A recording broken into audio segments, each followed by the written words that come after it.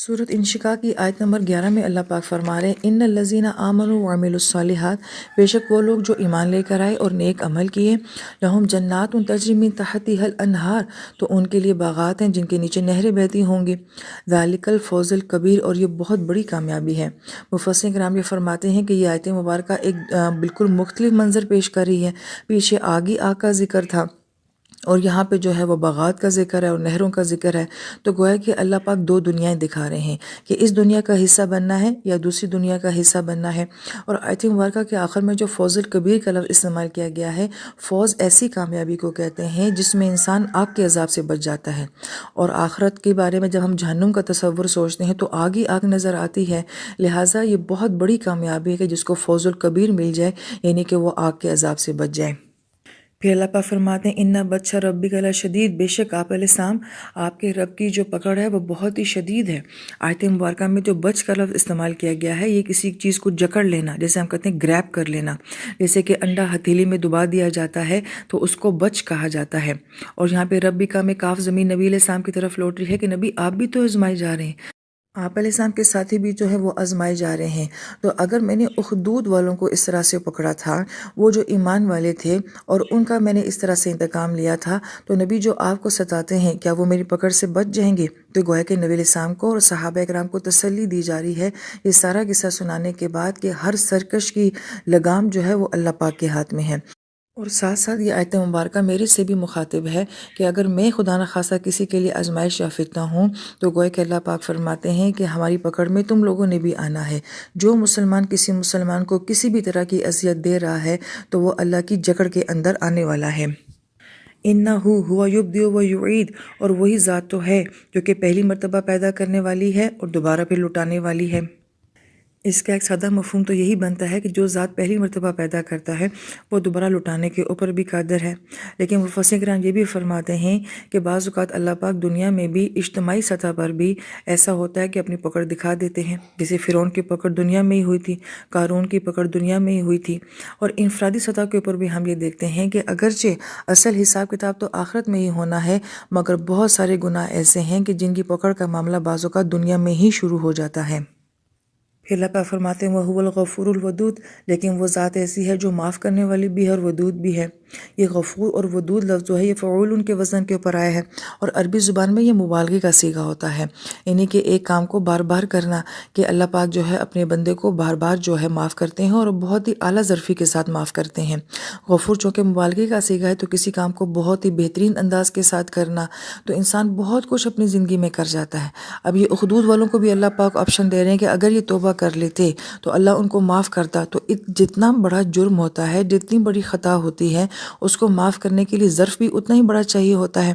तो अल्लाह पाक की ज़ात इसलिए फरमाती है तो मैं तो गफ़ूर हूँ, बहुत ही आला दर्जे का ज़र्फ़ रखने वाला हूँ। और वदूद कहते हैं कि ऐसी मोहब्बत को जिसका कोई एंड नहीं होता, जो वक्त के साथ मज़ीद बढ़ती है, मज़ीद बढ़ती है।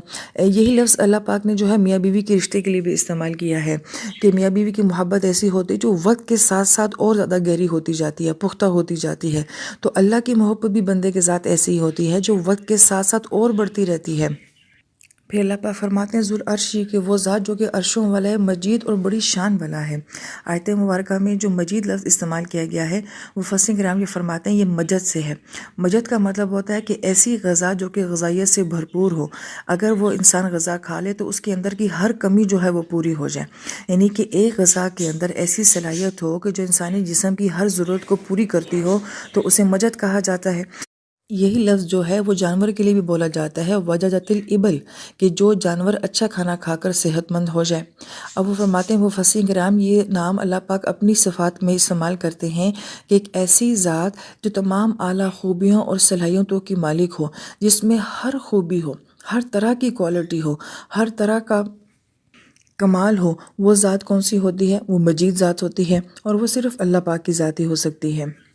फिर अल्लाह पाक फरमाते हैं फ़आलुल लिमा युरीद, वो जो कुछ चाहता है वो कर देता है।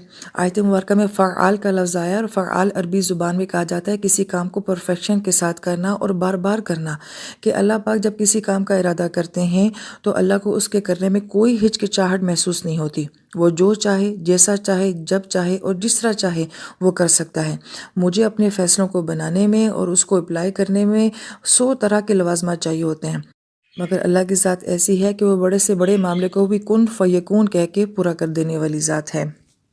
بعض اہل علم یہاں پہ جو نقطہ بیان فرماتے ہیں کہ ان آیات کا پچھلی والی آیات کے ساتھ کیا ربط ہے کہ پیچھے اصحاب الاخدود کا ذکر کیا گیا ہے، اور یہاں پہ اللہ پاک اپنے غفور، ودود اور مجید اور فعال لما یرید کا جو ذکر فرما رہے ہیں، کیوں؟ وہ فرماتے ہیں کہ بہت دفعہ ایسا ہوا ہے کہ بڑے سے بڑا دشمن بھی ہم نے تاریخ میں دیکھا ہے کہ وہ اتنا ہی بڑا مسلمان بنا ہے، لہٰذا اللہ کے فیصلے کب کس کے حق میں کیسے ہو جائیں یہ کوئی نہیں جانتا۔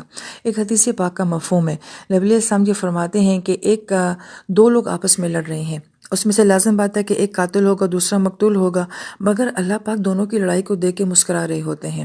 اس کی وجہ کیا ہوتی ہے؟ اس لیے کہ جو قتل کرے گا وہ تو قاتل ہو گیا، جو قتل ہو گیا وہ شہید ہو جائے گا، اب وہ تو شہید ہو کے اپنے مقام کو پہنچ گیا، پھر یہی قاتل جو ہے اللہ کل اس کو ایمان دیں گے اور یہ پھر اللہ کی خاطر لڑ رہا ہوگا اور یہ کسی دوسرے کافر کو جو ہے وہ قتل کر رہا ہوگا، لہٰذا اللہ پاک اس وقت ان دونوں کی لڑائی کو دیکھ کے جو ہے مسکرا رہے ہوتے ہیں کہ آخر میں شہید تو ان دونوں نے ہی ہونا ہوتا ہے۔ پھر ہم یہ تاریخ میں یہ واقعات اٹھا کے دیکھتے ہیں، خالد بن ولید رضی اللہ تعالیٰ عنہ 70 صحابہ جو کہ احد کے میدان میں شہید ہوئے، اس کا سب سے بڑا ریزن کون تھے؟ خالد بن ولید تھے رضی اللہ تعالیٰ عنہ۔ پھر اللہ پاک نے انہی ہستی کو جو ہے سیف اللہ بنا دیا، اپنی تلوار بنا دیا، جن کی تلوار سے 70 صحابہ کٹے پھر وہ اللہ کی تلوار بن گئے، فعال لما یرید، اللہ جو چاہے جیسا چاہے جس طرح چاہے کر سکتے ہیں۔